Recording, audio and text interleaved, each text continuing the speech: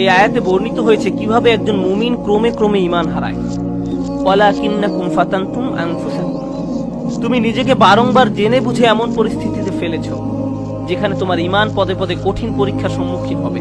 আপনি নিজেকে এমন সব বন্ধু আত্মীয় স্বজন দিয়ে পরিবেষ্টিত করে রেখেছেন যারা খারাপ কাজ করে, খারাপ কথা বলে, অশ্লীল জিনিস দেখে।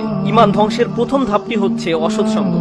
তারা নিজেদেরকে সন্দেহজনক পরিস্থিতিতে ফেলে রাখতো আর তারা ভাবতো এতে তাদের উপর কোনো প্রভাবই ফেলবে না। দ্বিতীয় সমস্যাটি ছিল ওয়াতারাব্বাসতুম, তোমরা প্রতীক্ষা করেছো, দীর্ঘসূত্রিত করেছো। এই মুহূর্ত থেকে নিজেকে পরিবর্তন করতে চান না। আপনি ভাবছিলেন আপনি যে কোনো সময় এই খারাপ কর্ম পরিত্যাগ করতে পারবেন, সব খারাপ সঙ্গ থেকে যে কোনো সময় সরে আসতে পারবেন, কিন্তু বাস্তবতা এটা নয়। যত বেশি সময় আপনি এর সাথে জড়িয়ে থাকবেন, আপনি তত বেশি এতে আসক্ত হবেন। আপনি আষ্টে পৃষ্ঠে মাথা পড়েন, সম্পূর্ণ ডুবন্ত অবস্থায় নিজেকে আবিষ্কার করেন। আপনি এখন জানেনও না এই পরিবেশের বাইরে সুস্থ জীবনের মানে কি।